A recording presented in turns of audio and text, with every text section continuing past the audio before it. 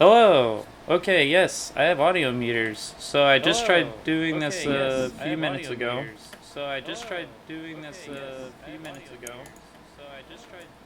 And it was bad.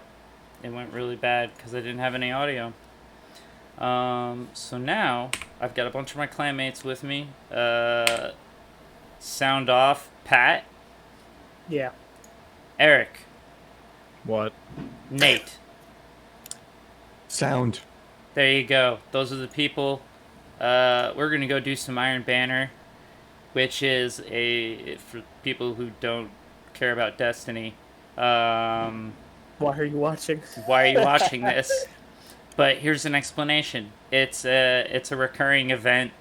It's kind of a capture point PvP map. The big difference is these stupid numbers normally don't matter in PvP. They even us out so that it's a fair fight. But in Iron Banner, it matters. And so the higher the number, the better. So as you can see, Pat has most number. I'm gonna have a rough time. Yeah, Nate's gonna have a tough time. And if anybody's watching this because of Greg's stream, which is likely the only reason you are watching this, Nate is Hammer Spaceman, who gives everyone 1,000,000 subscriptions and 1 foundry in the last session, which was crazy. Only a couple hundred subscriptions. Jesus. That's insane. Oh wait, I haven't gotten there yet. Still in the. All right, we're working on it.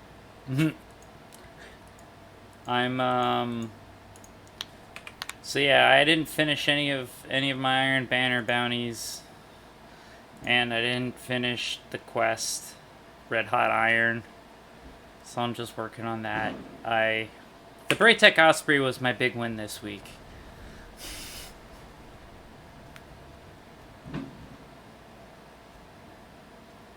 Ophidian aspect just seems good. Sometimes I look at other classes supers and Ophidian I mean, aspect they're has exotic. its uses. It's like if you're running a specific build, it's cool. Yeah, I'm not running that though. Mm-hmm. I thought it just did handling. yeah, it just makes guns better. Yeah, Yeah. it's just a PvP build.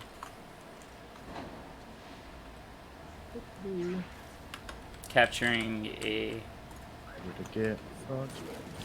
Oh, fuck. Alright.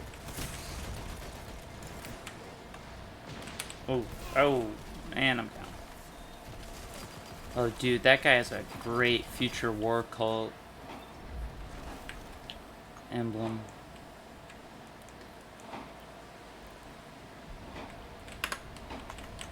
Get out of here, you charging.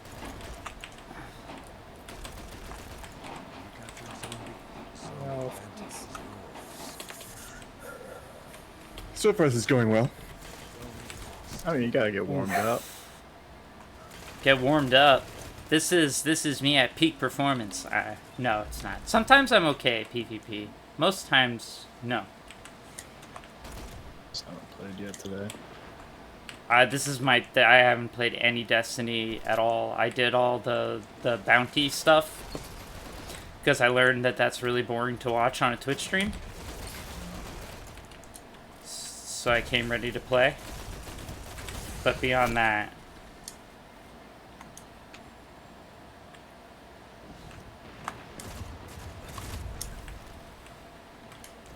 God. yeah, we are getting melted. Well, no, I'm just annoyed at Frypod, who shoots a Wither Horde, throws a Surge Grenade, or whatever the heck they're called, and then when you try and get out of it, charge Pulse punches grenade? you. Pulse Grenade, and then charge punches you as a Titan. Come the fuck on. Well, there's 4 of them up there. 5. I know. Yay! I killed someone. They're trying to hunt. Oh, so look get at the this next classy fellow.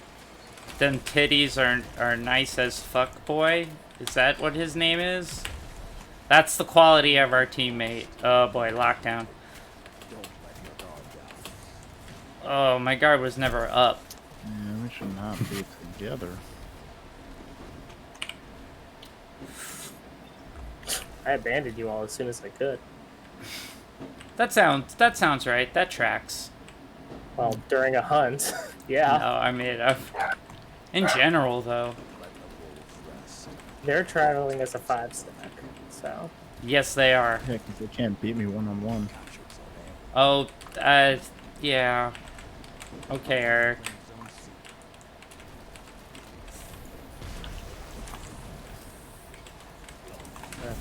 I'm surrounded. I helped. Oh, that wasn't one of you. All right.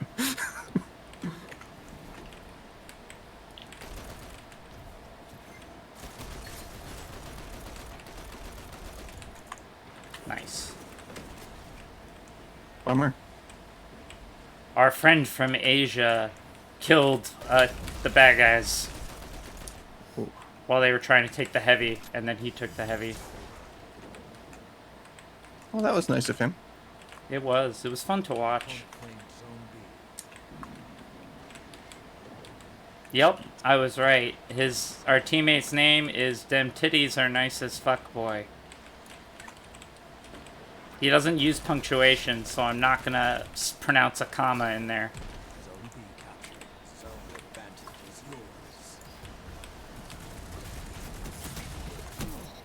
Enjoy Death by Wither Horde, asshole.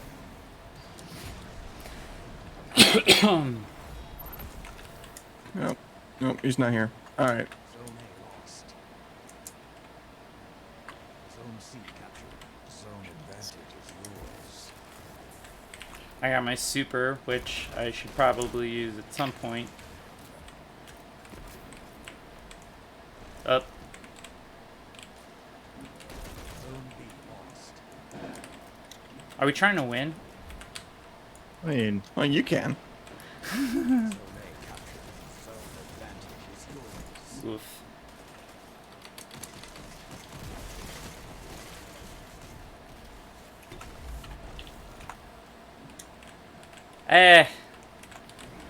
I don't know. I don't like the sound of that. Golden gun. I don't know in Yeah, I know. memory. There are some names that do not hoping that he inspire came around the corner. confidence. I won't Okay. speak to the quality of his person, but I mean, he's I beating mean, all above. for all I know, Ow. our Japanese friend, I think that's Japanese. Yeah, it's Japanese. Yeah, because I think I saw some hiragana in there. I'm an otaku. Uh-oh. Uh-oh. Uh-oh. Oh man, what? You need to stop looking at their names and start thinking about points, my dude. What about points? What are we playing? This is- Capture them. What? I did mention at the very beginning that the title of this stream is Destined for Failure. So, that's a preview for what you're having tonight, at least from me. My clanmates, they are of a higher competency.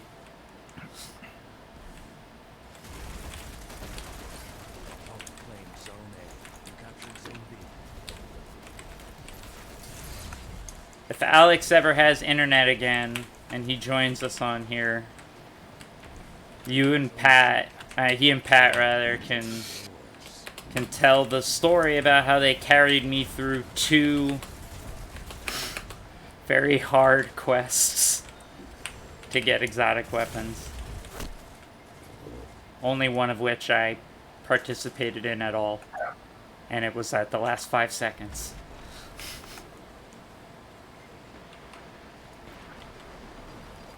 Zone C lost.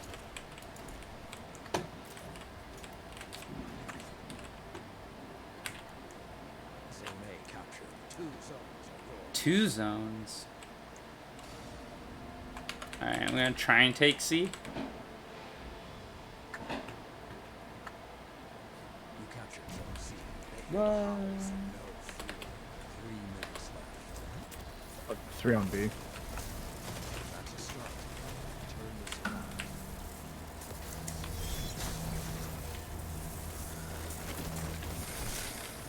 Come the fuck on. So that's a prime example of how you shouldn't use a super. Let the wolves rest. Your hunt. I'm here. I show by example. Opponent claimed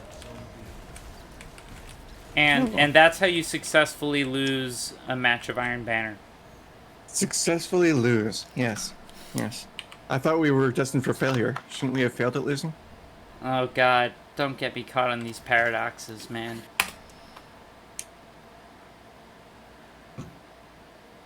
Which ironically is the entire point of this game. There's some heavy shit in the lore.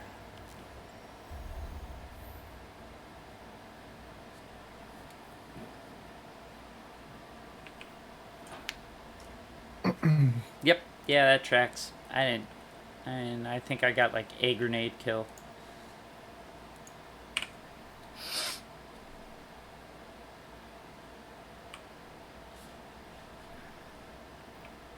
Did they say for breaking up teams? I didn't. I wasn't Probably paying. not. We were within the threshold.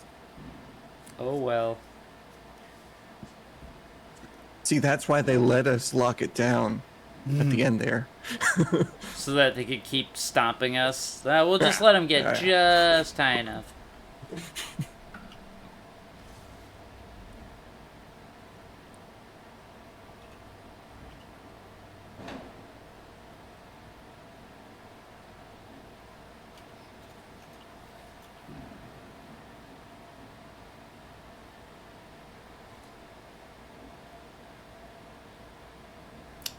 But hey, we have like enough active players on PC that we could get a whole team together, a whole 6-stack at some point. Iron Banner.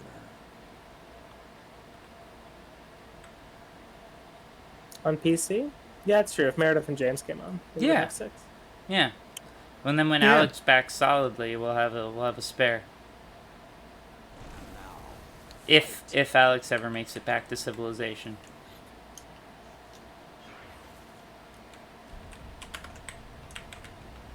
opponent claimed zone C. Rush. Captured zone A. Yeah, it's the same guy. Mm-hmm. He fired Wither Horde and he threw a pulse grenade. And then he backed up, hoping you would come out there so that he could shoulder charge you. I'm taking B if I can. You shoulder charge me. Oops. Yeah, fucking. Yep. That's fry pod. Opponent claimed zone B. Well, that was fast lockdown. Yep. Lost. The howl of the wolf is not the Yeah, if you... FryPod is doing the same thing every single game. So after you take a point, hang out for a second, because FryPod then comes in and takes it. 2 down. And Alright. he can't beat 2 people, but his cheesy strategy beats a solo person every time. But once he has thrown a grenade, fired his Wither Horde, and used his shoulder charge, he has nothing left to use. I can't even two-shot someone with melee. Oh. That's painful to hear. Opponent claimed zone A. Zone C. Opponent claimed zone B. I got fry potted. Oh, thank you, Memory. Yes.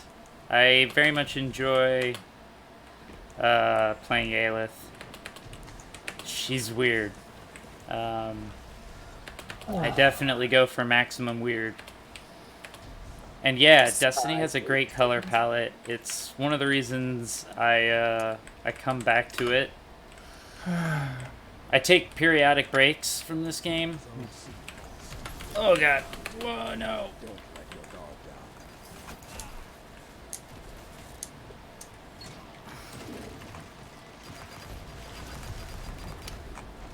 Destiny covers up its violence with lots of pretty colors. Which is, from what I'm hearing from all the controversy, what The Last of Us should have did. You should have done rather. If every person Ellie stabbed just shot rainbows instead of blood, I feel like people would have been better. I think people are missing the point of that game. I'm waiting until it's on sale and people aren't talking about it so much because it's exhausting. I plan on streaming other games. This is the only real like multiplayer game I play. And they're already. So I'll be streaming this a lot, but I play a lot of RPGs. Honestly, I've been thinking about. I'm in the middle of Dragon Age, so I've been thinking of starting a Dragon Age stream. And when Cyberpunk comes out, I'll probably, with near certainty, stream that. I'm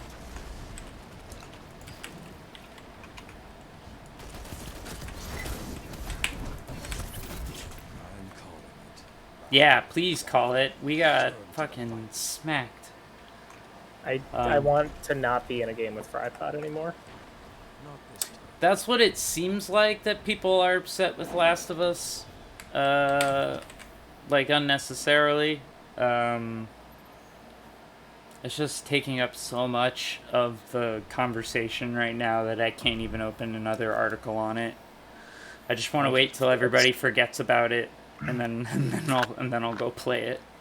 Well, it's the only big release right now. I was having a great game. I'll point that out. Keep You me were having a against great that game. team. I'm so glad to hear it. Are you talking to your fans still, or That was to you, Eric. directed towards myself? That was directed to you. Alright. It's hard to tell sometimes. It's alright. It's alright. I'm kind of like half talking to you guys, but mostly talking to my audience. Honestly, Ari, I've done a lot of research on it. From what I can tell, 90% of the dislike is from people that are anti-LGBTQ representation in games.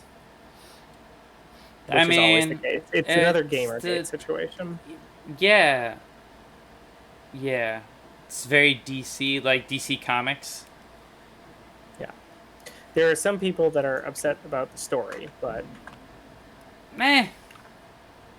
Yeah, I mean, I like dark stuff. If my character on Greg's stream is any hint, so I'll probably have a good time. you won't have a good time. But that's the point of the story. No, that's what I mean. I'll have a miserable time, but like the one I want to have. Because like getting to the end of it, all I wanted was for the game to stop. I just wanted everyone to stop, for it to stop, please. That was how I felt about the first game too. And the thing is, they managed to make violence in a video game the thing that you interact with in most video games. Yeah, dude. I've been Feel reading all the bad and ludonarrative. exhausting. Yeah, I know. It isn't a ludonarrative dissonance. Lots of people are like, this is ludonarrative dissonance. I'm like, it's not, though. You're supposed to be upset at the violence. Yes. That's not ludonarrative Yeah, and then dissonance. the other complaints are that the story doesn't do anything other than show you that violence is bad and it's exhausting. Those are the critiques I've heard. Again, There's some truth to that one. Well, Okay. I don't know this map. We're gonna charge through B here in a second. Can somebody open up that door? Thank you. Opponent claims zone C. Opponent claims zone B. Opponent took the lead. In my vortex. oof. I love the other guy's opinion. Pat? Yeah, Pat probably has a better opinion than most of the media people. Pat makes games. He has an eye for this type of stuff, so he's usually correct in his assessments. Like, I'm sure I'm gonna have a perfectly fine time playing The Last of Us. And by perfectly time, I'd be like, very I mean, the upset. game itself is masterfully designed. I mean, It's Naughty Dog. I'm not expecting any less. Yeah, I mean, the mechanics and the moment-to-moment Ugh, gameplay is the door. great. Yeah, I know. It's about how awful people are.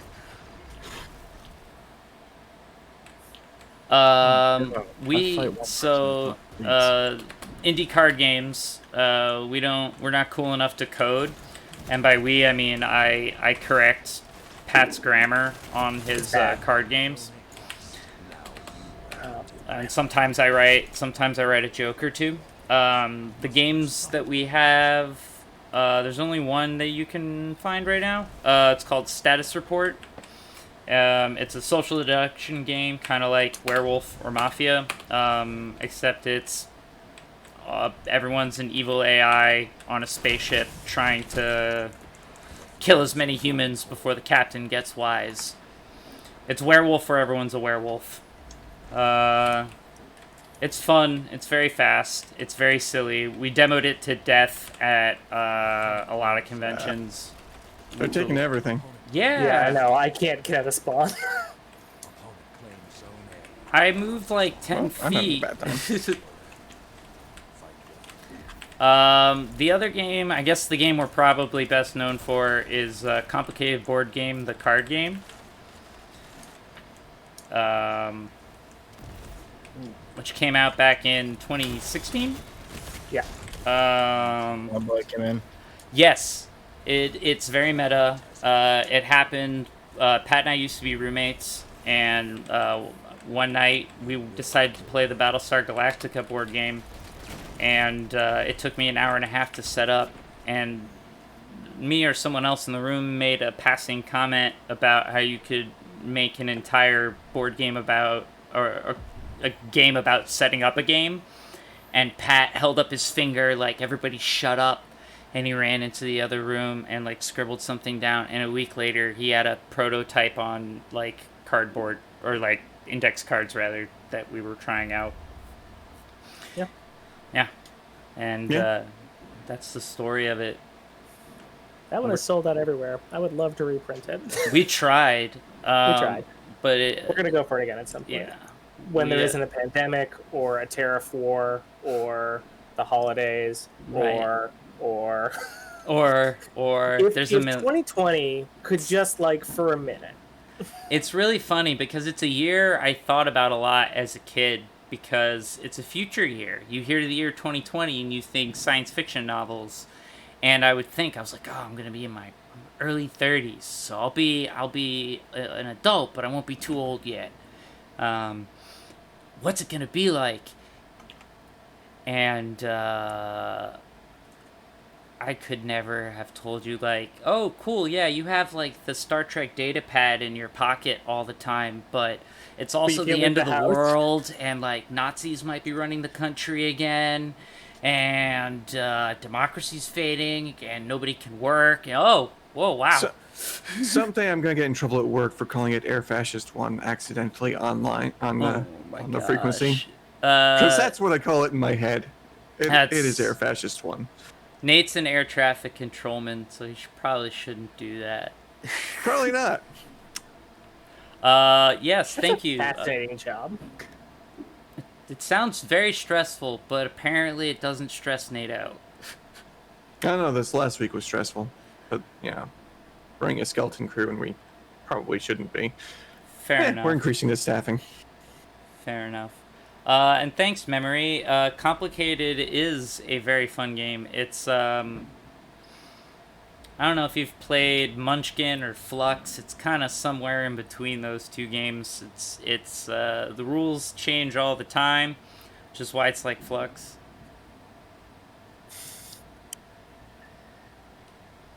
I mean, But it's also a board game. But it's also a card game. But it's mostly a card game. That's It's kind of like a most- board game. That's very It's complicated, okay? Yeah. That's about right. We would love to reprint it earlier I forget when. last year, 2019. 2019. Okay. Time is a flat circle. It's gone. We abolished it. Yeah. I tried. I supported it. You Yeah, did. a lot of people did. You, There was a was- lot of the- wavering confidence for a couple of reasons around that time. Kickstarter was Having having some its union shit. disputes, Yeah. which did go favorably. They are unionized, and very the good. company We're seems to very have taken glad a to step hear in the right that. direction. We have friends at Kickstarter. They're good people. But the tariff wars were also starting, so there was a lot of uncertainty in everything that has imports. Yeah, there's a lot of Yeah, stuff going on. that sounds about right. It was a weird time. We actually had our best, like, I made them shoot a real video, You captured Zone B. which they never let, Pat never lets me do. Usually he's like, hey, we're I'm launching a not paying Kickstarter tomorrow, and here's our new game, and You're here's ready to do our it. next 2 games. Yeah, this is about circles. Yeah. Zone advantage is yours. Oof, I got Well, sniped. it might be nice for us to get out of this particular playlist for a moment. Do you want me to get us out of here? Well, no, not at the moment. We can finish this match, but Because I'll be an asshole. There you go. Quality of my character. God, quit hiding from me and letting your friends kill me. Oh, okay. Well, don't stand over there. Well, that's how you get one shot again. Zone A captured. Zone advantage is yours. Zone C lost. Well, that was a nice advantage. We had it for a second.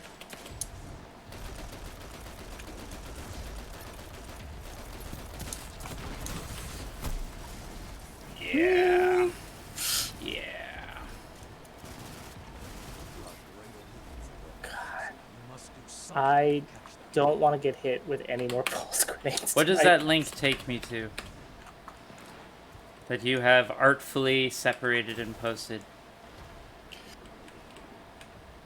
That helps. was, Eric, for the record, that was to the viewer in the chat. I assumed. I Yeah, mean, it's you good. were placing, talking about a link. Eric always posts links. He can't help but post links. He's a link posting guy. A song about unions, great, awesome. We are pro union. I got shoulder. I got. Oof. I got tightened. Well, we're not going to stop that. That's like 5 dudes and 3 barrier shields. Damn it, he turned around and saw me. Why did he have to look at his radar?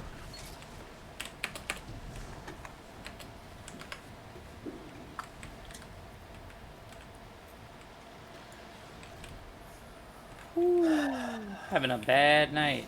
I really don't think that this assault rifle is doing the trick. I maybe you should using? switch to. I was using a ringing nail. No, don't use ringing nail. Bad. You want gnawing hunger or Suros if you're in PvP? All right. I got Soros. I'm not going in your bubble. I'm not dumb. Come out of your bubble.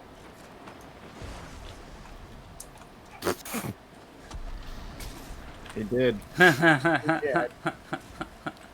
I got him. won't argue with you there, Zone A lost. memory. I'm very much protesting in New York right now against such organizations. Anything can be abused. Unions Ouch. are meant to protect the workers, but when they're in positions of authority like that, yeah, it gets a little mucky. Not to get political, but why not? It's my stream. I'll talk politics. Flames are lit. Dang it! I'm not Greg. Greg has a brand, and I don't. My brand is I'm bad at Destiny, and I write articles. Damn it.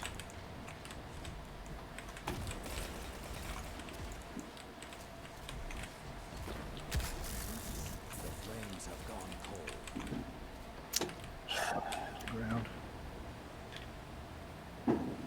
Captured Zone A. Now the fireworks are popping off.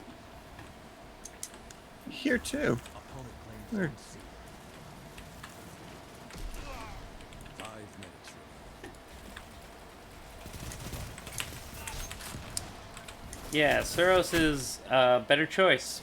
I almost immediately got a kill. Zone C captured. Zone Yeah, the ringing nail is extremely far outside the meta. Greg and his relationship with alcohol is a very long and complicated story. that I do not have the privilege of getting into. He definitely doesn't want his audience to be a bunch of drunks, but he does run a cocktail mixing YouTube channel, and people who like alcohol tend to watch it. Man, some of those drinks are tasty. Oh yeah, he's really. Most of them are like really outside good. of my skill range and require. Well, that's access the to things I thing. don't So have. like, I've known Greg a while. I've known him, God, 15 years now. We met in college, and I aged myself.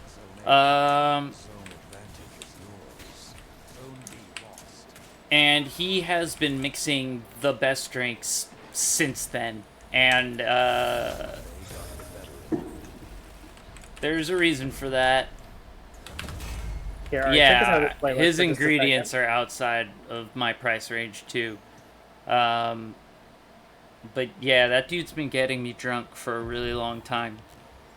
And it's always good. I have worked on a few seasons of How to Drink, like Hey, Ari. boring stuff. Take us out of this playlist, bud. Oh yeah. I'm on it. Orbit. I got it. We did it just in time. And you can throw us back in. Hopefully, it'll reshuffle things a little better. Yes, sir. Ultimately, I also take Pat's orders because he is the clan leader. Well, All hail the mighty clan leader. And he makes sensible orders. There was a period of time where, in a matter of hours, I was promoted and demoted. Like a half dozen times. that was only because it was funny. Yeah, it was funny. They gave me the ability to promote you and demote you on an app. You think I'm not going to do it? I bored at didn't work. question it. I was just saying, like, if there's power, you're gonna use it. That was back when Jason and I shared an office, and I think we figured that out in the office. And I think we just spent all day promoting you and demoting you. I could see the two of you giggling over that.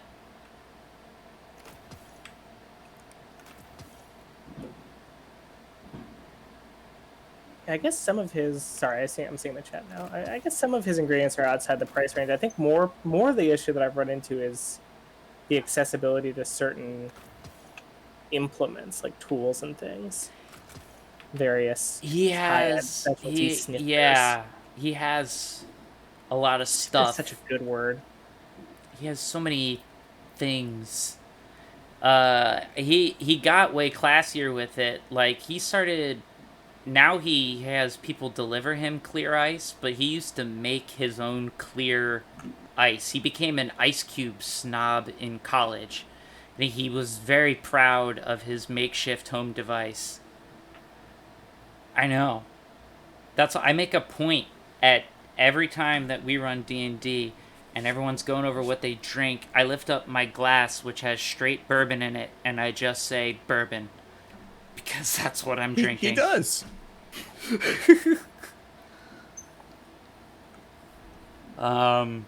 But I have a lot of respect for Greg because he took his hobby of mixing drinks and now he works out of his garage and he's about to get 1 million subscribers on YouTube.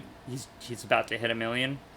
His simpler stuff is worth putting together, though. I really enjoyed like his hot toddy recipe. He has good recipes. Now he does a lot of stuff for entertainment value. So like he does a lot of sci-fi themed stuff. So anytime he has like a checklist, he'll be like, "Yo, Ari, what are some drinks from fantasy novels?" He'll text me. Did he do a Pan-Galactic Gargle Blaster episode? No, but we should put that on his list. He did. I got him to do a bunch of Dune stuff because I'm me. I mean, it's the impossible drink by design, but Yeah, but he would try it. Greg would try it. He's used fire in his videos now. He's about fire. yeah. I'm not about fire.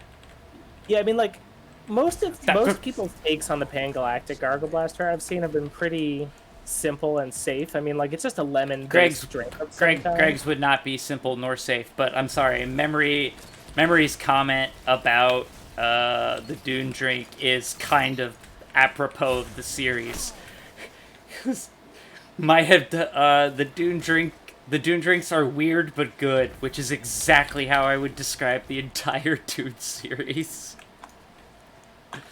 Weird but good. Sounds like he nailed it.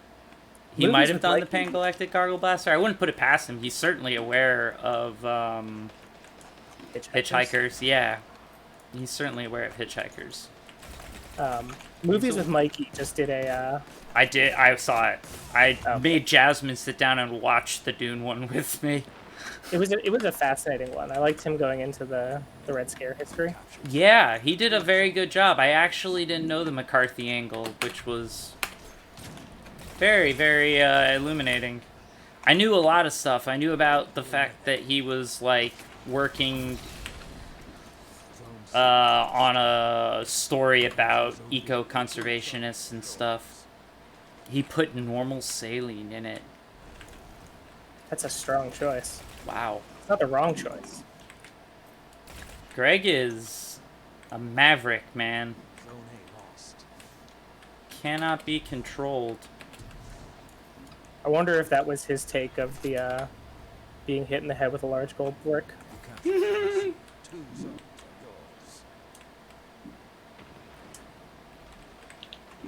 It all started with he started getting away with it with the Game of Thrones drink, and then he actually got to make Wizards reached out to him, and he got to go make a D&D cocktail, which was kind of the impetus for our stream.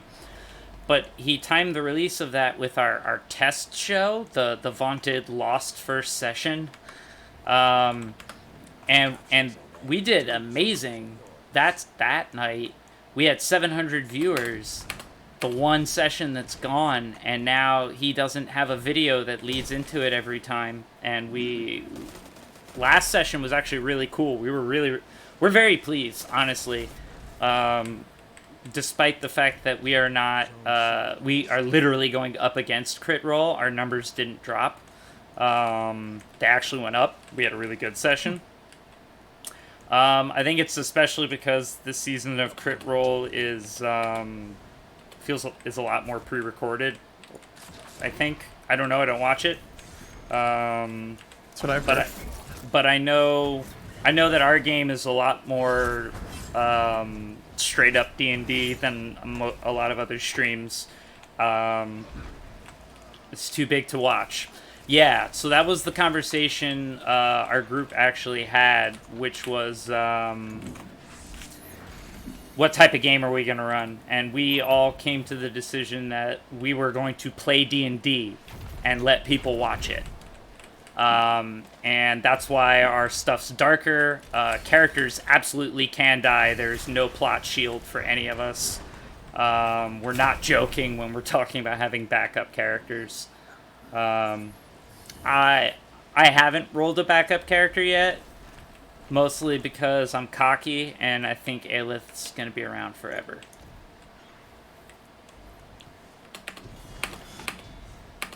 Now that I have my familiar, the best part is like he's run games before, but he hasn't run a lot of 5e, so he's not intimately familiar with the ins and outs of this edition.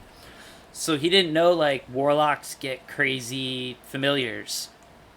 So all the crap I'm having my imp do is just, it's like, wait, you get magic resistance? What? Wait, it speaks? Wait. I gain great pleasure out of doing things like that to Greg. We have that kind of friendship. Any of the stories I tell about him in the chat while we're mid-combat or whatever, they are 100% true. The day I met him after dinner, he really did spin me around, grab me by the shoulders, and if you actually saw the two of us in a room together, you would realize how frightening that would be for me, because Greg is a very tall, stocky man, and I'm average height, but very skinny. And I was supposed to the Monarch up on that rock. And Greg spun me around in the middle of a crosswalk Huge pain in the and ass. yelled, "Your god is false. because my god has tentacles. That was the day we became friends. Zone B lost. That's Sorry, awesome didn't to hit hear that, that you're starting your own and then campaign post it. in memory. That's really, really cool. I'm glad to have been a part of that. I would say the reason I never trash talk Crit Role, even though I don't watch it, is what it has done for a hobby that I've been playing since I was 6. Is, I mean, I can't thank them enough. They made D&D mainstream, and all of a sudden it's okay. And I was literally like, I played D&D when they would slap the books out of your hand and call you a nerd, and now everyone's doing it, and I couldn't be happier. It's been a respite for me at times in my life when I was miserable, namely high school. I fucking hated high school. Lead grows. And I'm glad other people get to share in it too. And Greg's really good at world building, man. Quome is his setting. All we talked about was that we wanted it to feel like Conan, and that's really because he doesn't like magic items. He doesn't like things easy. He wants everything. He wants basically, if this could be Fallout, we'd be playing Fallout. Like the original video game, not the Bethesda ones, just the really brutal Fallouts. I think he streams Fallout, the old ones.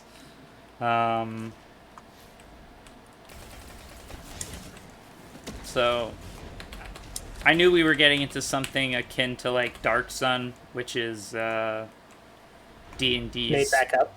Whoa! Woo, woo. That was scary. Why? I already got it. That was so scary, though. Whoop. And nope. My sensitivity's too low. That was me jumping off. That's how you jump off a map. Like an idiot.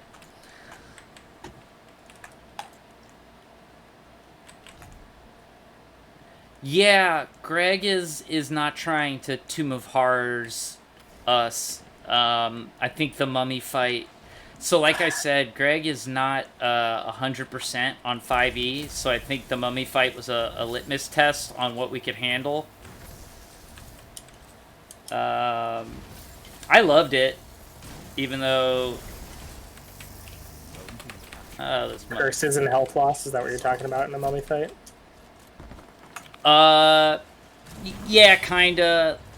He ran a crazy... We were level 2, and we were up against a mummy and a whole lot of other stuff.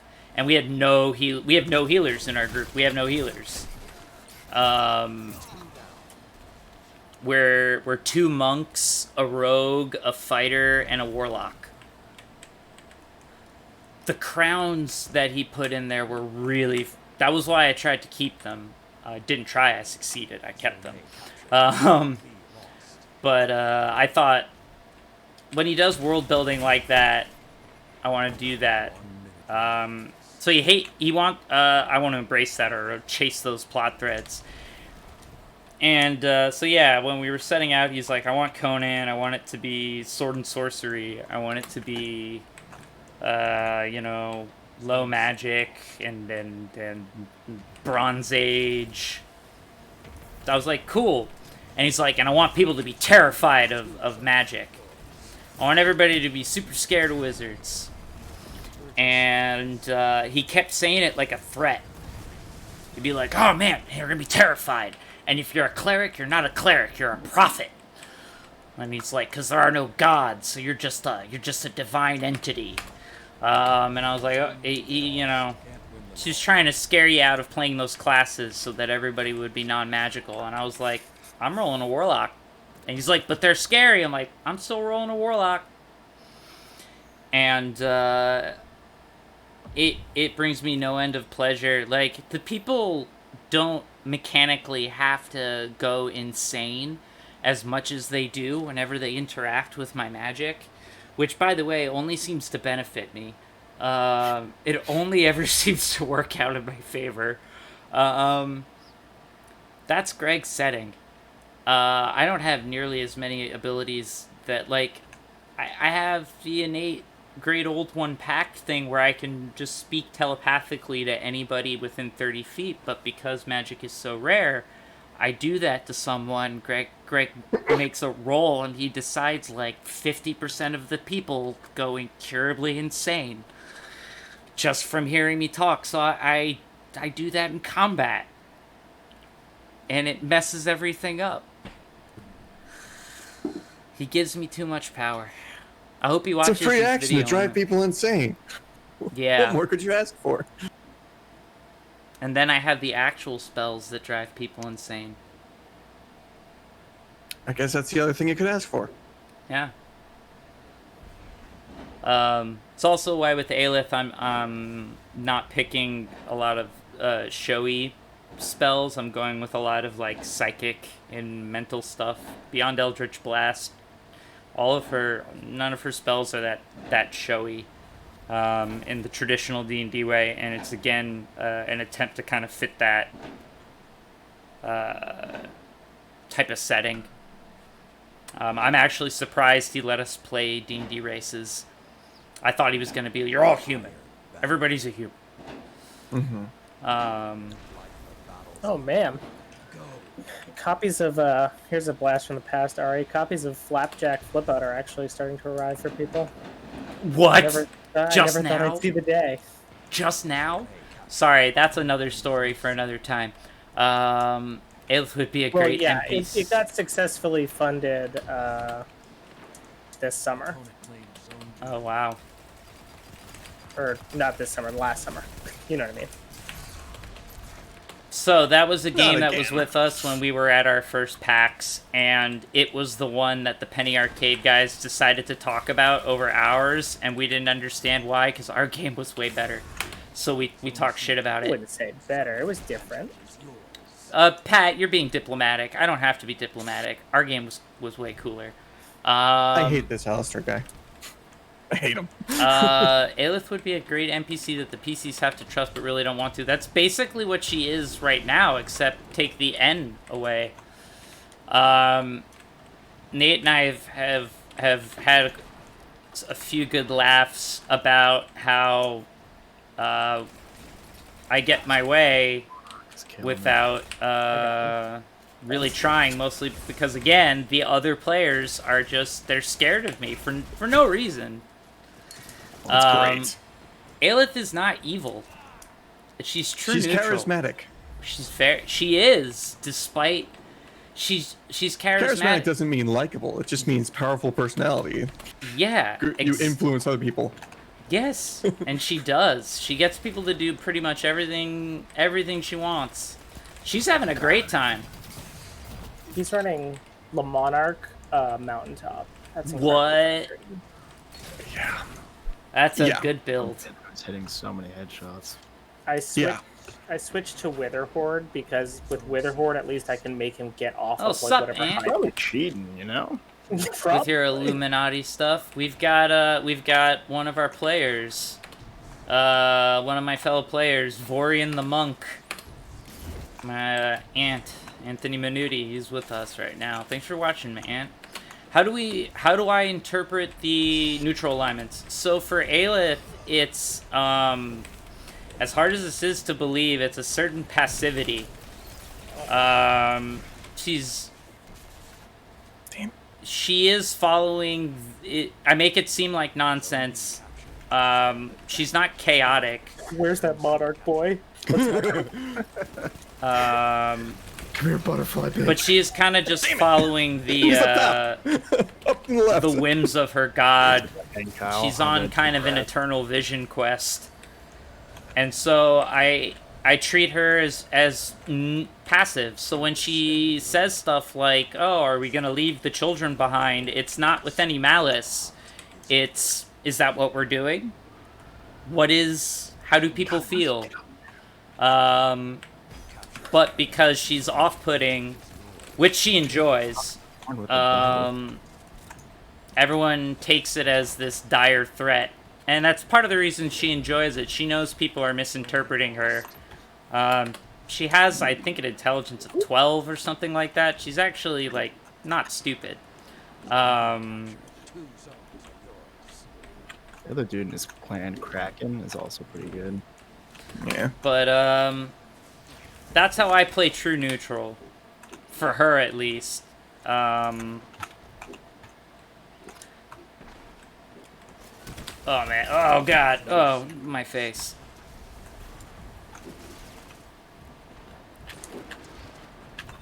I do not know how we're beating these guys. Oh, it's not because of me, I'll tell you that much. Woo! Rooftop Crate. Korean? Is that his name? How does that Rooftop mesh Korean. with lawful neutral and chaotic neutral? Good question. I love talking about this stuff. So lawful neutral is not defined by good or bad. It's believing in a code of law or a moral code that is just not what That's is scary. considered traditionally good, like Guess save all the another people. bomb. So believe it or not, Nice. most humans within the D&D world are lawful neutral, in the sense that they're not inherently bad people, but Ouch time. you know, most people aren't saints. Lawful good is like Mother Teresa. Most people are lawful neutral. I'm probably lawful neutral, if I'm being honest. I try to be a good person, but, like, I'm following the American government laws because I don't want to be in prison. That's lawful neutral. Chaotic neutral is, I'm gonna do whatever I want. I'm not really looking to hurt anybody. I sure hope nobody gets hurt, but I'm still gonna do it. But literally whatever I want, and if I make a promise, I'll break it. If it becomes convenient, Let's go, Nate. I flicked right onto him. it's that type of stuff. Oh. So that's kind of how I would differentiate That's them all. nuts. Neutral is very much about balance or maintaining objectivity. Usually characters of a true neutral alignment, which is a very uncommon and hard alignment to play. Normally. Well, there's kind of like two versions of true neutral. There's the actually trying to be neutral in everything, Right. which is what many druid types are. Exactly. And then there's I don't give a damn about anything. Which is Aelith. That's the Aelith part. Yeah. Her concerns are on a cosmic level. That hurt. It's alright, I got him. I got a guy. Damn it. If you hear explosions, I'm in New York, and this isn't just 4th of July fireworks, it's just fireworks, which have been happening for about 2.5 months now. And I can't go up there. Huh. Opponent claims Zone B. 3 minutes. Oh, my face. Don't go that way, because Kraken is using Revoker. Or I go killed that Kraken. way. No. Thanks, we Eric. You avenged me. 3 more out there? 2 Yeah. more? Oh, no, I just got them. I'm just gonna throw that. There. Yeah. A true neutral person would not interact in the trolley situation. They would just see what happens. For a variety of reasons, either because they are maintaining balance or because they don't care. That is a very good way to look at it. Nope. Wasn't high enough. Oh, they have a golden gun. That's not good. Alistair is unbelievable with a bow. And earlier you mentioned not liking games of Gygax level brutality.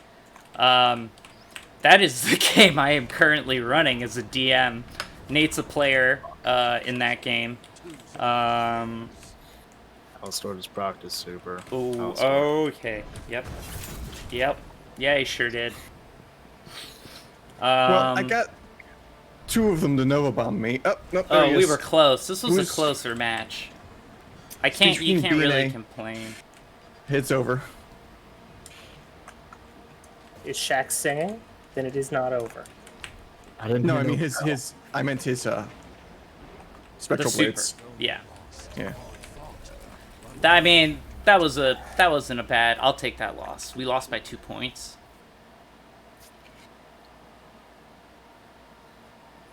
Hey, we gotta keep that losing streak going. That sucks. I'm sorry, fellas. Oof. I did manage to get two That's of what them to try happens and when you Nova Bomb talk. me and dodge it while I was using my super. I was talking to memory, so Put Alistair on our team. Good lord. yeah, Right? shuffle that around, or like get at least take me off their fire team. I've never seen anyone use a bow like that. But I'm running a very heavily modified Tomb of Annihilation, with not just what the book recommends as meat grinder mode, but like other house rules and DM's Guild things I've found. Well, you play with a bunch of munchkins, so. I do. I play with a bunch of munchkins who love metagaming, so I have to automatically max the hit points of every monster I fight, and they complain, but as they complain, they are killing the default hit points 3 times over. Like, so just to make the game any sort of challenge, I do that. But even by our standards, this has been a particularly vicious campaign. We lost a lot of PCs. Well, all of mine just retired. Yeah, Except well, for the one that just you just jumped off have a cliff. altitis. Tomb has a lot of traps. Tomb has a lot of traps. Unfortunately, I can't go too much into what I have planned because Nate's here, and he's one of my players. Yeah, I'm the worst. You're the I ruin worst. everyone's fun. I You really want to kinda- get a hold of the Rime of the Frost Queen book. I hear Oh, they've got, yeah. multi-phase bosses, much like in a video game, Ooh, where you that defeat is... the boss and then you move to the next stat block, and the boss gets all of its like legendary actions and things back. That's cool. That's fucking awesome. I definitely like that sort of thing. So it's like a phased boss. No, I get it. Iron banner. I'm about it. I'm about it. Delay no longer. Lord is yours. Tomb has a lot of traps. Tomb has a lot of riddles. Well, we got Kraken. I like insta-kill traps at high level. Did we I get the other do one? not Yeah, believe we got in Dallas insta-kills Yeah, yeah, we did. at level 1. Damn. Time to go bonk. But I think, especially if you... Here's the thing. I don't do mechanics like insta-kill traps in my games unless all the players are on the same page. Everybody has to agree on the game that you're playing. So I'm not going to punish players who are looking for a more casual D&D experience. But Zone C. why will I not punish them? I guess I want, for me, the priority isn't winning or being the most vindictive. So by choice and trade, I'm a writer. I went to film school like Greg. Ow. Storytelling's really important to me. So my priority in any D&D game is not only are we telling a good story, but do the players feel like they are the heroes of it? I actually just wrote an article on kind of a play theorem called player agency. And player agency is basically the concept of players feeling like they have psychologically feeling like they have an impact on the game.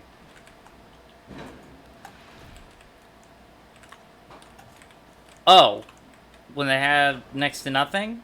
Because it's more dramatic. Zone B captured. You And like I said, players have to agree on it. I'm not gonna put an insta kill trap in a campaign where people don't want that type of difficulty, but for example, the campaign I'm running now, yeah, I have insta kill traps in it. The players they haven't actually hit the point in the game where they're really dealing with any of them yet. They're maybe just starting to get into that territory. But they're invested in their character because there's risk associated with their actions. If everything's safe, it's Critical Role. It's scripted. So yeah, there's a certain amount of danger. There's a die roll involved. Insta-kill doesn't mean they don't have a chance to make a save. It just means that when they fail, they die. They had the die roll. If they had advantage, they could use advantage. If they had other points, they could use other points. If they're a rogue, they could have evasion. There are always mitigating factors. What I do is I make my players aware of what game they're playing, and I let them loose. In a similar way that Greg does. Tomb of Annihilation's very open world, and I gave my players the Peninsula of Chult, and I told them that not every section of it is level balanced, and you may run into stuff that is higher level. And you may get hurt, you may have to run away. Well, I'm happy to hear that. Everything has its use. It's really dramatic when a player dies that way. We've had, I believe, 2 instant deaths, not from traps, but from damage in our game. And they were very big moments. They were very big moments, and everybody felt it. And I also, for the record, while I don't do insta-kill traps at level 1, I have no problems killing your level 1 character. My level 1 character died. In Tomb, in the second session. And yeah. Nate is a really great role player. We've been playing together for a long, long time. And he comes up with lots of characters, but he put a lot of work into his first character. He was particularly proud, and out of respect, I actually created a whole lot of NPCs and like side plots for his character that got abandoned like immediately because he died second session. A wraith crit me. It was bad. It was bad. I had like 2 hit points at the time too. So the party didn't have a rogue at level 1. Again, I don't enforce player balance because it's about personal enjoyment. So what the most important thing for me is that everybody's having a good time. And if everybody's... I couldn't pull that away. If everybody's having a good time, then I'm doing my job right as a DM, and the correctness of the rules are really secondary. And that's the thing a lot of people forget about D&D, and the writers put it in the books.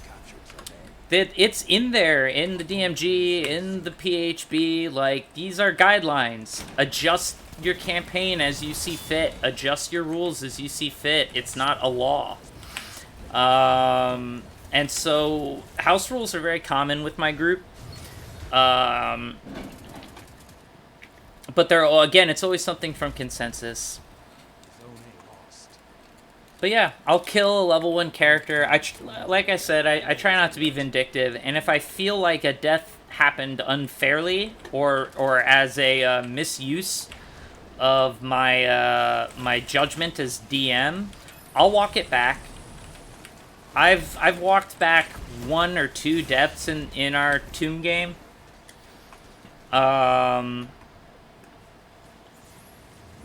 But that's the exception, not the rule. Most of the time, I give you the way out. It's up to you to to get yourself out of the situation alive. You're not necessarily destined to die, but if you play dumb, Claim Zone it's gonna hurt. A. Zone C captured. Oof. Oh.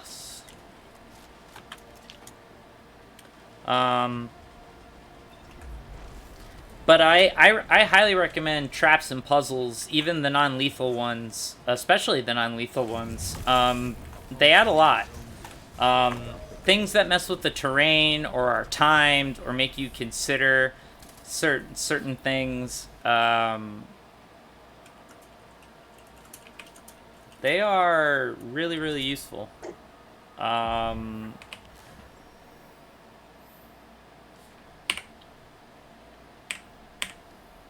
Keeps the gameplay varied. No, I'm bad. And also kinda, yeah. So Destiny is all about, it's kind of like D&D. It's finding the most broken build you can find. Because Bungie is constantly updating. So there are definitely certain games that work better than others. Did Eric say he was going, or did he just drop? No, I'm heading out because I have finished my Iron Banner bounties. Oh. I need to do the pinnacles for the week. Oh, well, yeah, by all means. Um, Congrats. I apologize. But Don't. Thank you. Don't for that. apologize. Thanks for playing. I honestly wasn't... I was expecting maybe one of you folks to join me, but I wasn't expecting a whole bunch of my clanmates, so it certainly makes the stream more entertaining, having more people to talk to. Yeah, man, no problem. Hope you guys have A some more victory? fun. Yeah, I will be in the other general channel if anyone else is switching over. But I'll talk to y'all later. Later, dude. Oi. Yeah, no, I'm still trying to roll a useful forward path. I've done my other pinnacles. I'm doing stuff. I'm just trying to Iron Banner. play Iron Banner and get all the things. Presumably finish your bounties. Delay no longer. Yeah. Glorious. I mean, again, I spent this week chasing Opponent a claims useless Zone A. gun that's Captured really a Zone C. checklist item to get a fancy schmancy title that I'm very Right. close to getting. And I spent most of my week doing it. So Iron Banner is a event. It's a PvP event. It comes like 1 week a month, roughly.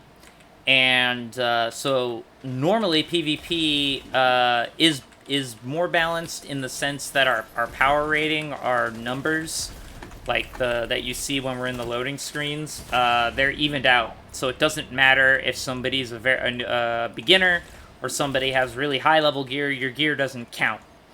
But in Iron Banner, your gear counts. So one of the reasons we're getting smacked is that there are people that are just straight up doing more damage. They are more powerful. For whatever reason, usually I don't like PvP, but this particularly unkind game type is one of my favorite game modes. And has been since the original Destiny. It uses a modified version of the regular PvP control mode. The only modification is that if all 3 points are captured, they become locked for a time, and you can score a lot of points. But beyond that, it's just your typical PvP, like 3 control point map that you see in a lot of games. Lore-wise, Iron Banner has some very fun in-universe story stuff. Without explaining too much, there was a group of early Guardians, which are what we play, called the Iron Lords, and they all sacrifice themselves except for like 2 of them. And the guy that's talking to us right now is one of the surviving Iron Lords, Lord Saladin. And he runs this special PvP event to honor his fallen brethren and Sistrin and People Rin.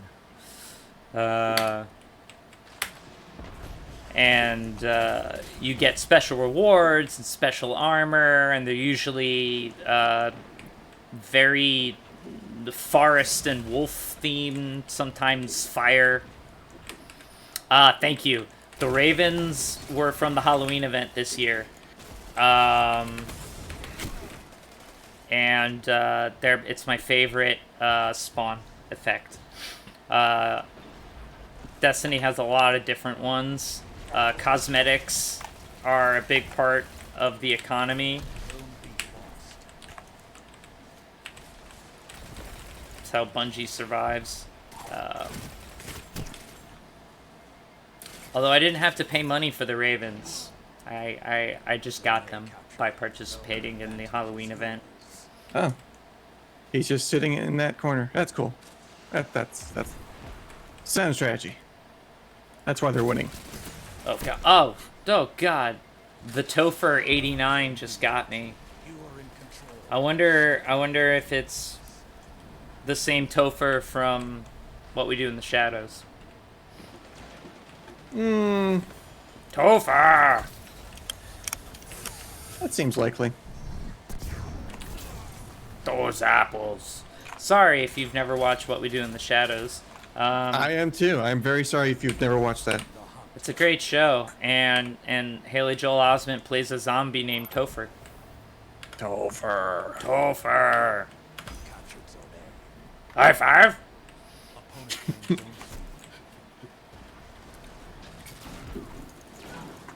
Nope, that didn't work out. That show. Oh, great. Yeah, I have a bad habit of like obsessively, compulsively watching shows over and over again until I have them memorized. Yeah. I did that with like Futurama and It's Always Sunny in Philadelphia. I have that entire series running in the back of my head most of the time. And now What We Do in the Shadows is joining it. I have watched both seasons multiple times at this point. It's background noise while I'm working. I love it. And I hope it stays on the air for a while.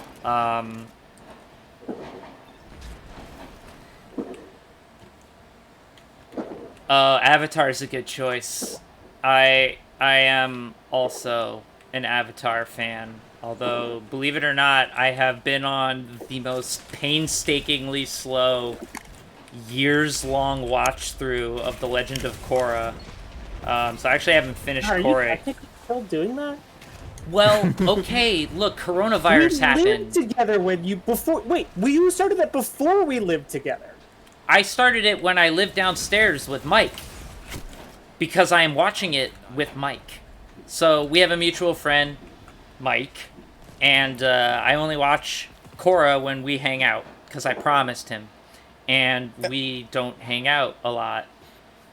Oh, it's not the same, but we're on season 3. I've seen enough of it that, like, I like it. I would argue that it only gets good at season 3.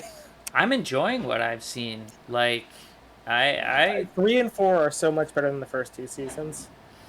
The first season has a really good start and a really bad end. The second season isn't great. 3 and 4 rule.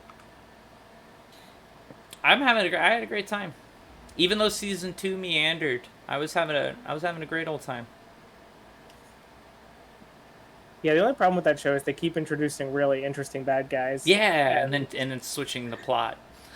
Well, because they're like, aha, Avatar Korra, here is a bad guy that you cannot punch to defeat. They have, like, partially correct points and interesting morals, and then they're just like, crap, we can't write our way out of this. Quick, change the subject. Oh no, there's a superior race and class that's running society.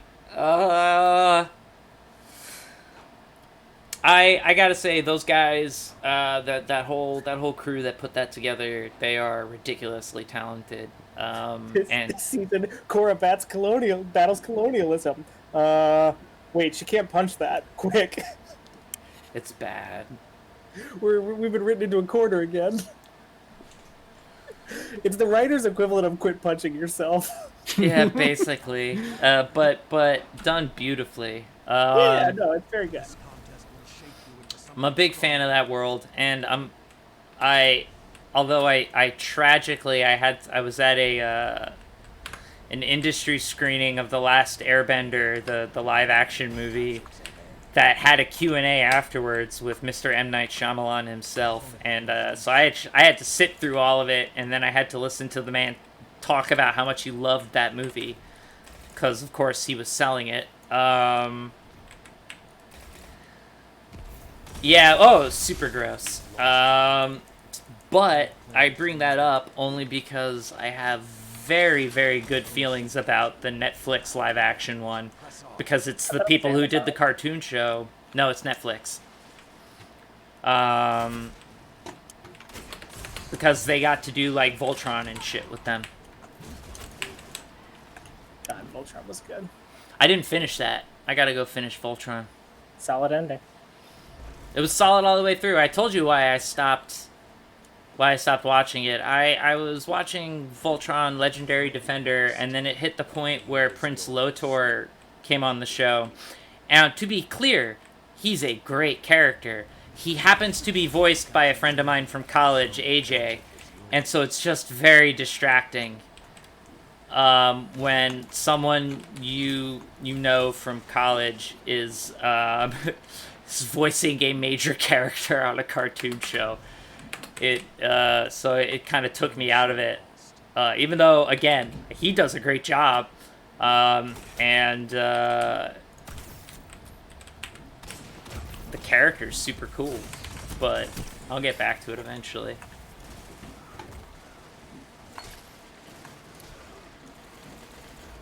I don't know how they're gonna switch it up. I did enjoy the changes to The Witcher. Particularly the fact that they spent time with their female characters and gave them any sort of agency, and made them more than just... They were still boob sorceresses, but they were a little more than just boob sorceresses. I enjoyed The Witcher quite a bit. Although, like, people were expecting Game of Thrones, and what they actually got was kind of more like Hercules: The Legendary Journeys. And I was super okay with that. I was super, super okay with that. Yes, I agree. So here's the crazy thing. I tried playing all the video games. I couldn't stomach 1 or 2 because of just the overt misogyny in it, but 3 let you play Ciri and like develop the characters some. But I found Yennefer in The Wild Hunt intolerable, so I actually went and romanced Tess Marigold, and the show does a much better job of making Yennefer a likable character. You actually... I can't... That type of shit, I don't even understand. I can't... Look... Fucking deal with it. It's 2020. Like, I don't know what else to tell those people. I don't have an answer for them. Like... There's no pleasing people like that, because they're racists. It's a fantasy setting. Nobody has to be any particular skin color. The creators can do anything.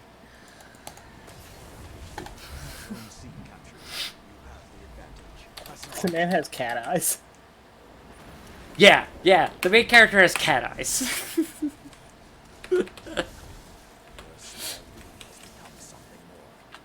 My god.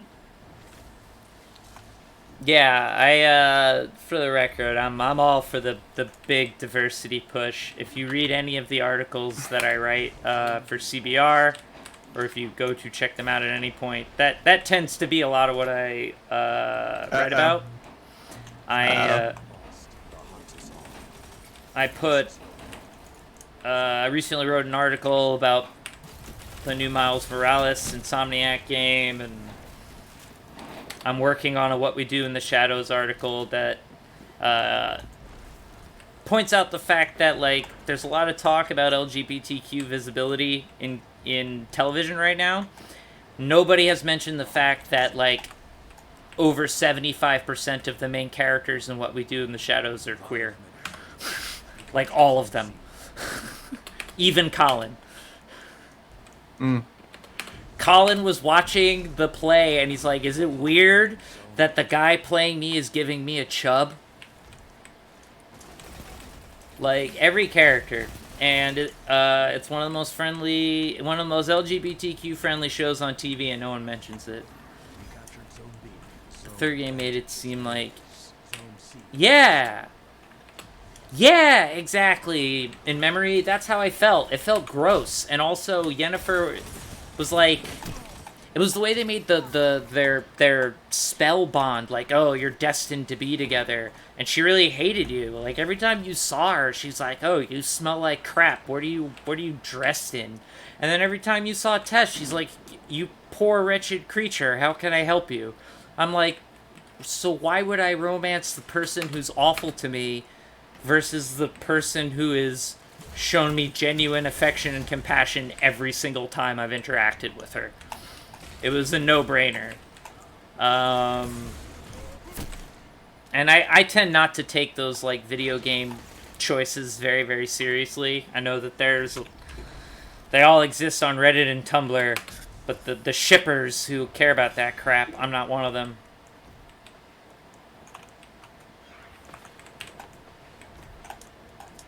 Almost got him. But I hope The Witcher runs long enough that we get like, Uh-oh. oh yeah, like Come run away with me. I gave in the Wild Hunt, like I still gotta finish the very last expansion of Blood and Wine. Like I'm a good way into it. Maybe I'll stream that too. Like I have my manor all decked out and shit. But I let him run off into the sunset with Triss. I was like, the dude just saved the multiverse. I feel like after a life of being crapped on, Geralt deserved an ounce of happiness. He wasn't the worst guy. I mean, he was not the greatest guy, but he's not the worst guy. He certainly cared about Ciri, which I appreciated. It was the first two games he was an impenetrable character and completely unlikable. I played the first few hours of Witcher 1 and 2.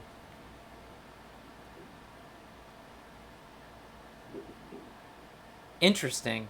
I don't know how I feel about that, only because I'm a huge Dragon Age fan and I like their tapestry system that they're doing, where they're weaving story points for alternate worlds. I think unless you're doing a very heavy, like single player role playing game, like well, maybe not like The Witcher because it's telling a certain story. I'll be right back.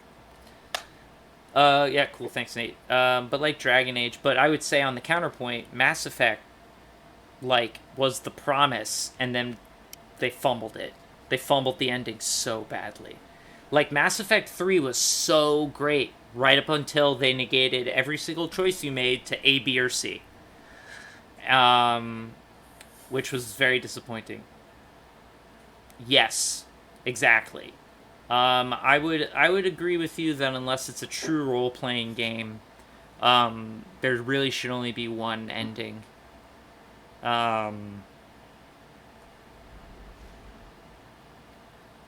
I was happy with how everything turned out, but I didn't like that it was like, okay, so everything boils down to kill the robots, help the robots, merge with the robots.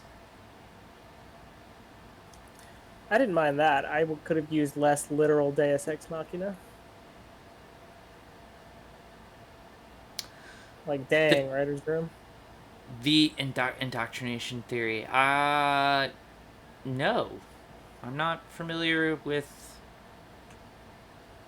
If this is a larger concept or a theory that is applying solely to Mass Effect, I don't know what the indoctrination theory is. I think I picked the merge with technology option, if I remember, because I am a futurist like that. I want the singularity. Look at me on the internet. It was the only true, quote-unquote, good ending. It was the only ending that made any sort of sense for my Paragon Shep. And yeah, I'm a dork, and I played male Shep. I didn't play femme Shep. And that is because sometimes in role-playing games, long single-player ones, the avatar is me. Other times it's not. Like right now, the playthrough of Dragon Age Inquisition that I'll probably wind up streaming, I'm playing like a big Kunari lady who's a mage. So I'm playing like this really intimidating horned spellcaster. It's actually very interesting because I usually play elves, some variety of elf. All of my D&D friends can attest to that. I like elves. Aelith's a half elf. Mm-hmm.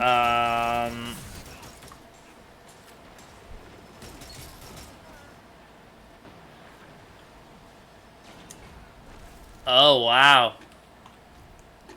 That's some, like, Darth Jar Jar shit. If you guys get a chance to look at the chat, the indoctrination theory is interesting. For the record, I support Darth Jar Jar. I believe that it... Shepard, I mean... Shepard's dangerous, man. Heroes are dangerous. That's why I like Dune. And I'm always worried about any interpretation of Dune because they miss the point. It is a very traditional hero story, but the point is that that's bad. Like, don't rely on heroes. Heroes are human and fallible, and when they fail, it's on a huge scale. Like, in the book, yeah, Paul wins and gets to take over the universe, but he's been fighting that his whole life because he knows when he takes over the universe, a holy war will occur and trillions will die in his name. And the book ends with him winning, but knowing that he has secured that future as an inevitability. That now he is responsible for genocide, whether he wants to or not, because people believe in him. That's the moral of Dune. And everybody misses it. Every time. They're just like, oh, it's a white savior power fantasy. I'm like, yeah, he was bashing it. I think Darth Jar Jar is more interesting. I think Darth Jar Jar is more interesting than Palpatine as well. Certainly when I was watching the Clone Wars, which Pat convinced me to watch, I was very anti-Clone Wars. But he handheld me through it and told me which episodes to skip. He was very adamant about the Darth Jar Jar. It's a good theory. It really redeems a lot of stuff. You know, I went along with it, and I recently did a full watch through of Clone Wars. Like, I watched every episode in chronological order, not airing order. And I buy the Darth Jar Jar theory. You have to be operating... Oh, yeah. My girlfriend and I are such nerds that we were watching the episodes as they were coming out, and part of my job is I write features, which are like opinion and theory pieces about whatever I want. So because Comic Book Resources (CBR) they're kind of actually a catch-all nerd website. Ahsoka is probably one of the greatest additions to Star Wars. Period. Like, she is one of the most important characters. Her and Rex. They're literally two of the most important additions that Star Wars ever had. I'm a huge fan of Rebels too, and I love The Mandalorian. Like, I'm a big Star Wars guy. And it's weird, because now I even like the prequels. I'm at that point where I like the prequels. The new trilogy, Force Awakens was alright. I liked the Luke Skywalker and Kylo Ren Rey parts of, Ooh, I just did pretty well. I like those parts of the new trilogy, but there wasn't... I don't think the new trilogy ended. I don't remember there being a third movie. Yeah, Rex got stomped. That makes sense. When I was a kid, the special editions first came out. So I actually, one of my earliest memories is my uncle giving me a box set to the VHSs of the, like, original unaltered Star Wars movies. And then I remember taking everyone for my 10th birthday to go see Empire Strikes Back when the special edition was out. Yeah, basically. Which was like the first 5 minutes of Rise of Skywalker. Like, wasn't it open title crawl, and then Kylo Ren talks to Zombie Palpatine? I think that's exactly what happens. So I think maybe all they finished was a title crawl. That's all I remember. Everything else is just a fugue state. Any movie where the first scene happens in Fortnite is probably not going to be a good movie. Right, and there's a jar filled with duplicates of the villain from the first two movies. Just a big old jar of pickled Snoke. Oh, we God. heard you desperately needed this villain back for some reason. Ugh. That was bad. I like most of the Star Wars story movies. I've warmed up to Solo more. Solo's just fun. Rogue One was great, fun. though. Rogue One was great. legit. Solo was just fun, though. Yeah. It's a fun movie where you have a fun time. They ride the Millennium Falcon. It's great. Well, yeah. If they had done that, if they had done that, they would have been leaning into some of the old Star Wars continuity, like the Dark Empire stuff, where Palpatine cloning himself was a huge thing.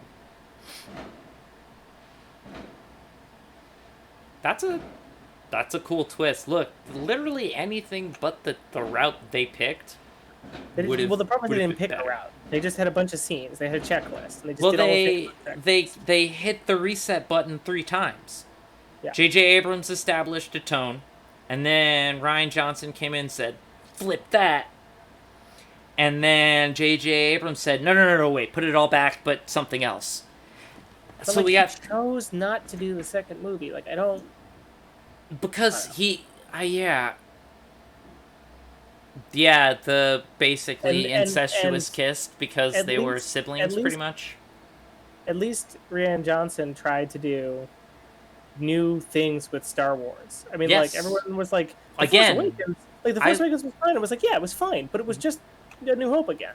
I agree. It was fine. There's nothing wrong with it. Yeah, no, I like the controversial parts. I like the parts with Luke and Rey. I like Luke's grim future. Honestly, it was very sobering. It was great to see your hero. Yes, the abusive relationship, incestuous kiss. Exactly, it was gross. But I like that part of Last Jedi. What I didn't like was the rest of the movie. I don't have a problem with Rose at all. I have zero problem with Rose. But her and Finn running around the casino planet with Benicio del Toro being the most character actor he could possibly be, was not enjoyable. And neither was watching Poe Dameron stand there and do nothing for 2 hours. I had fun with it. I hated it. It was narrative inactivity. They spun his wheels, and he didn't learn anything. There is no right sword. Yeah, they learned all kinds of things. They learned that there isn't a right side in war. They learned that being like a hotshot doesn't mean that you know what's best for everybody. He didn't learn shit. He was a hotshot in the third movie. Well, okay, but the third movie is not a good fucking source for character movement. Because every character. Why is Poe in the movie at all? Because he's honestly my favorite. I love Poe Dameron. Finn and Poe should have been the romance. Yes. Look. The cutest scene in the entire world is the two of them playing chess at the start of the third one. The third one is not a good movie. It is made up of some scenes that work, and that scene, chef's kiss. Yeah. Or more importantly, Finn and Poe kiss, please. Well, they should have done Finn and Poe for a lot of reasons, but anyways, and also yes, the Grey Jedi should have featured way more, but that was kind of, that was kind of Rian Johnson's point, and Luke's point, was that hey, the Grey Jedi should feature more. Luke was very much pointing out that the Jedi, while they may have started out with the best of intentions, they grew stale in their own beliefs. They stagnated, and it led them to a blindness, which you saw on full display in the Clone Wars, which is why the Clone Wars was so fucking good. And also, like, everything connected to the Clone Wars. Rebels, I think, is a fantastic show. I was really happy with the way they put old continuity characters like Admiral Thrawn back in. Huh. We're playing 4 versus 6. Who are we, the 4 or the 6? We're the 4. That tracks. Oh wow, yeah, we are. Yeah, the beaver problem. Exactly. Extreme good. Like, they talk about balance, and everyone's like, you're supposed to bring balance to the Force, but the Jedi completely misinterpreted in their own hubris what balance meant. Anakin sure did bring balance. He toppled everything.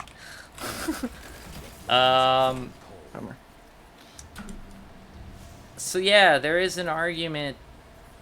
It's the same argument about superheroes in comic books. Like, they're taking all of them. Commissioner Gordon made the same argument at the end of The Dark Knight. You know, you show up in a mask, what's next? You know, like, it's escalation. And the Jedi were definitely responsible for that. Doesn't mean I won't continue to fantasize being one. It's a lot of fun. I have my own lightsaber. It's blue because I'm a good guy. My girlfriend has red lightsabers because she enjoys being a Sith, but it's all right. I can redeem her.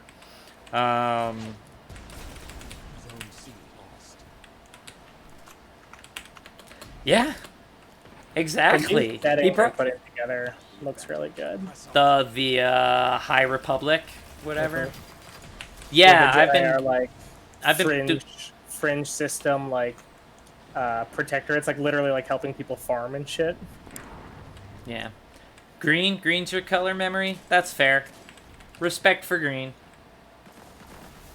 I like blue and I like purple because Samuel L. Jackson was supposed to have a blue lightsaber, but upon watching the test footage, he looked at George Lucas and said, "Yo, can you make my lightsaber purple?" And George is like, "Well, they only come in blue and green." And then Samuel L. Jackson just stared Lucas down and said, "But I want a purple lightsaber." And then the next time he saw footage, the lightsaber was purple. And I love that story. And also, his Samuel L. Jackson kept his prop lightsaber, and it has inscribed on the bottom of the hilt, "Badass motherfucker." True story.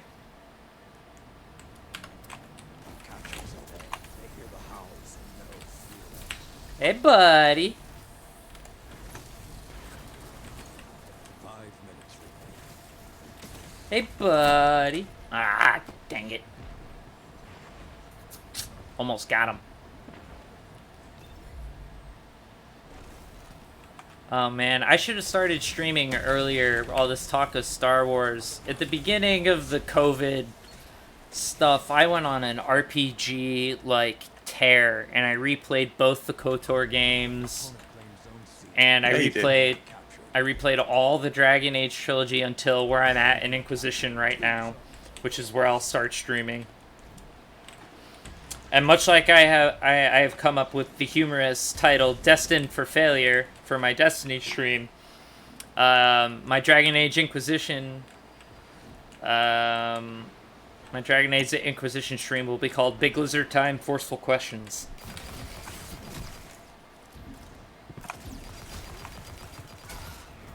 Yeah, yeah. You and I watched the same YouTube clip.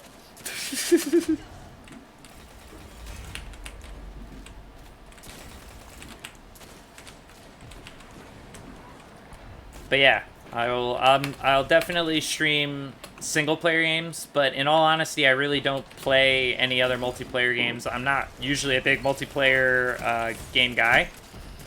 And I stuck with Destiny because, in my opinion, it is, for better or worse, it is the kitchen sink of multiplayer games. It is a first-person shooter, so it fulfills my Halo Call of Duty thing. It's a looter, like Diablo, so it's all about getting gear and making numbers go higher. And like World of Warcraft, it's this big multiplayer setting with raids and dungeons and all that crap.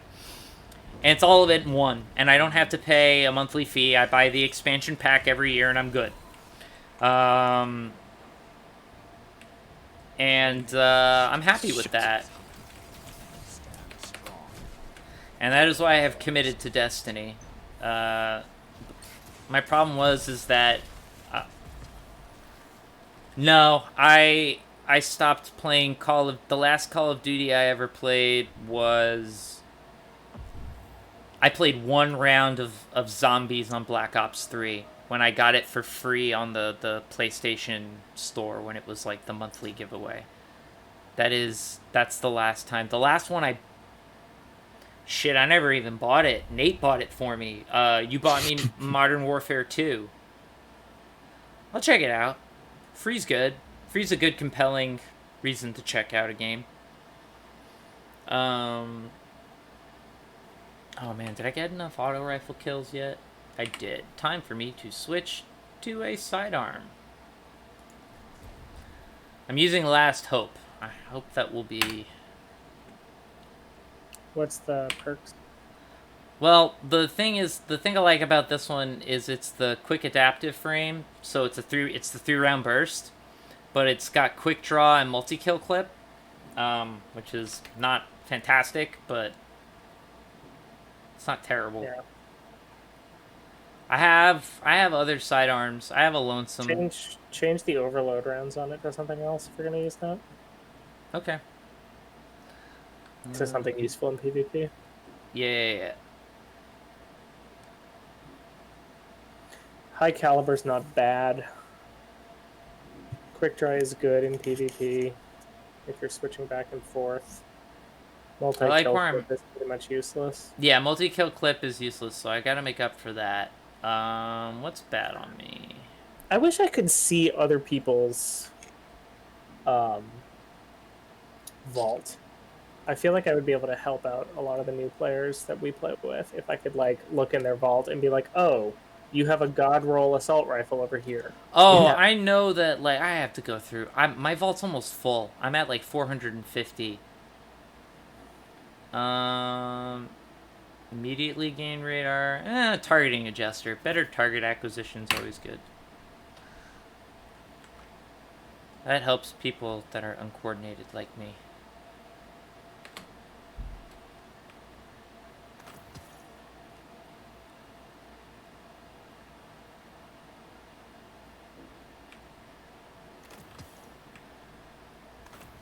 Your warlock has quite the hairdo. Yeah, man. You're just noticing this now? We've been playing Destiny together since Taken King. It's the same character. You always have a helmet on. Not in social spaces. But I don't look at you in social spaces. You don't exist in social spaces. He's getting bounties. Thanks. He's busy. Thanks, guys. Warzone is like a looter shooter, or if are you asking, is Destiny like a looter shooter? Destiny is very much like a looter shooter. The PvE aspect of it certainly is. I've mostly streamed PvP so far, which is, I think I only did PvE one of my streams. Well, Ari, what level are you at? Oh, I think I can get after tonight, I'll be breaking 140 with my artifact. Gear-wise, I'm in like 136, 137. Destiny is a looter shooter, in many ways. There are like random perks associated with guns, so you're trying to get the right gun with the right statistics associated with it. And then there are, I guess they'd be artifacts or whatever the most powerful. They're called exotics in this game, and they fundamentally break one rule of the game. So you're always allowed to have one exotic weapon and one exotic armor piece on. But you can't have a whole... You can't be equipped with all exotics because it would be insane. So it's all about balancing what exotic you have, what guns are in each slot. You can carry 3 weapons at a time. A kinetic, an elemental weapon, and then like a heavy weapon, like a rocket launcher. And all the different types of weapons are better at different things, and sometimes certain activities you do need specific builds. Sometimes people are jerks and they won't play with you unless you have the right gear. What rules do they break? Okay, I have an exotic pair of boots on right now called Transversive Steps. They increase my running speed from the default, so I run faster than everybody. And when I run, it reloads my gun for me. So I don't reload. I just start running. And so reloading has been taken away as a mechanic. It's no longer a thing I worry about. So it's stuff like that. Or like, if you're running a particular build, like different power set, maybe this item will give you a second grenade. So instead of having 1 grenade, you have 2 grenades. So they break stuff. There's a gun I like called Jotun. It is one of the most broken guns in the game. It's something called a fusion rifle, which is like a slow-charging laser beam that does a lot of damage. Except the way Jotun works, it's a fireball cannon. It shoots fireballs, like huge fireballs that home in and track on your target if you aim it well enough, which means like not perfectly. Jotun is very unfair. And it looks like a big toaster, and it's beautiful. I don't know what else to say.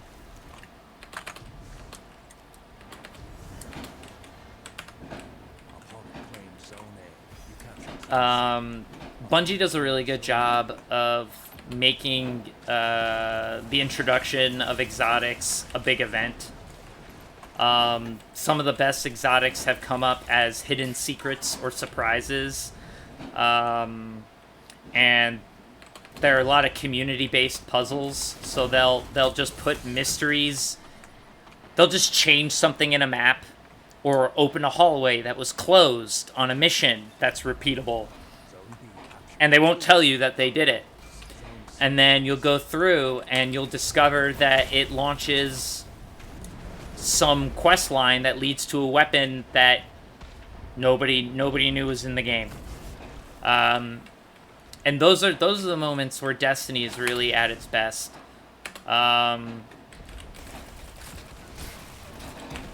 It's really kind of there's a cool sense of discovery to this game, which fits the lore because that's funny. My profile pic makes it look like I review hip-hop albums. I'm wearing a sweater from PAX, and it's the day after PAX East, and I'm hungover, and I have a terrible headache, and I just woke up. That's what that picture is. But the fact that it makes me look like I produce hip-hop albums is pretty sweet, or review them. I'll review a hip-hop album right now. Run the Jewels 4 is awesome. If you haven't listened to Run the Jewels 4, go listen to it. Reviewed. Boom.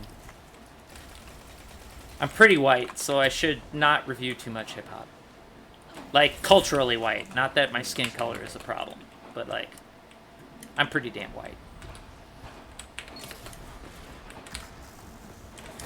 Ow.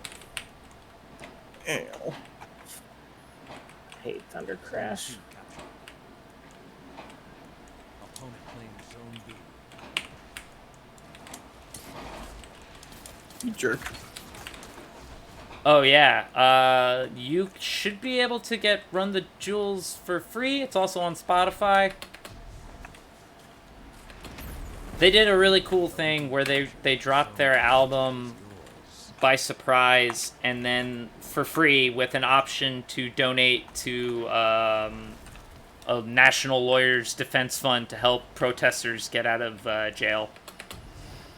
So I spent $5, donated to a charity, optionally, and $5 was the most they let you donate. No, what is Pitchfork Reviews? I'm not familiar with that. I'm also just going to call that this is probably going to be my last round for the stream. I think once we finish this round, I will probably wrap tonight's stream up. Though I've had a good time talking with you, Memory. Thanks for tuning in.